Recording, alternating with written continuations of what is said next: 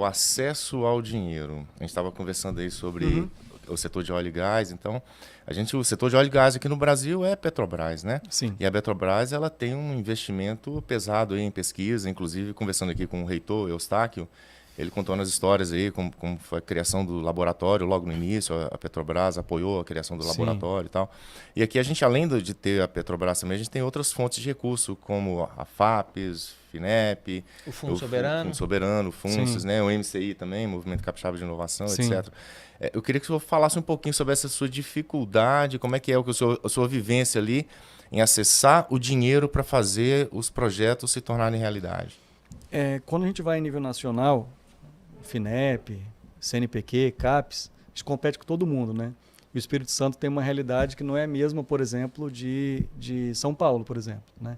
Então, se a gente pegar recentemente, a gente teve a aprovação do nosso primeiro INCT, que o professor Segato, que esteve aqui, coordena, e eu sou o vice-coordenador. Isso foi inédito, primeiro do Estado. Então, em São Paulo, nesse mesmo chamado, aprovaram quantos? Muitos, né? Mais uma vez aprovaram muitos. Por quê? Tem uma realidade diferente, tem interação maior com a indústria, tem toda a realidade de São Paulo que é diferente da realidade do Espírito Santo.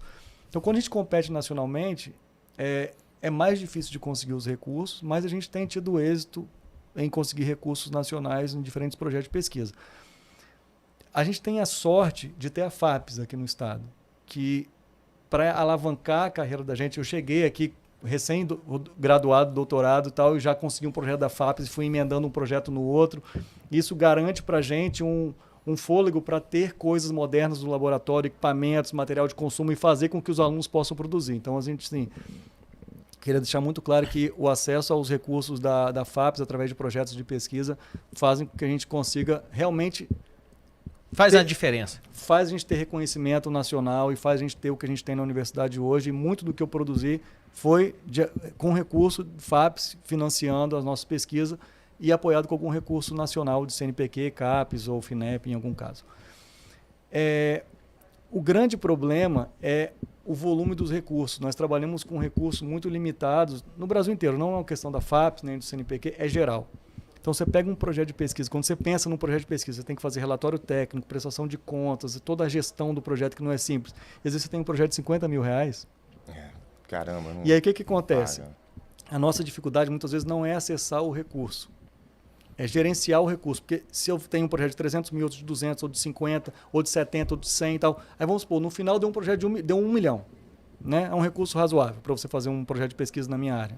Talvez numa área médica, farmacologia, seja muito pouco. Né? Mas, sei lá, deu 1 milhão.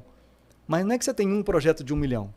Você tem 10 projetos de 100 mil que você tem que fazer 10 relatórios, 10 prestações de contas. Burocracia. Então, a gente fica muito preso no dia a dia disso. Eu não vou reclamar disso porque eu vou atrás desse recurso, seja ele 50, 100 ou 1 milhão, porque eu preciso disso para funcionar e eu vou continuar fazendo.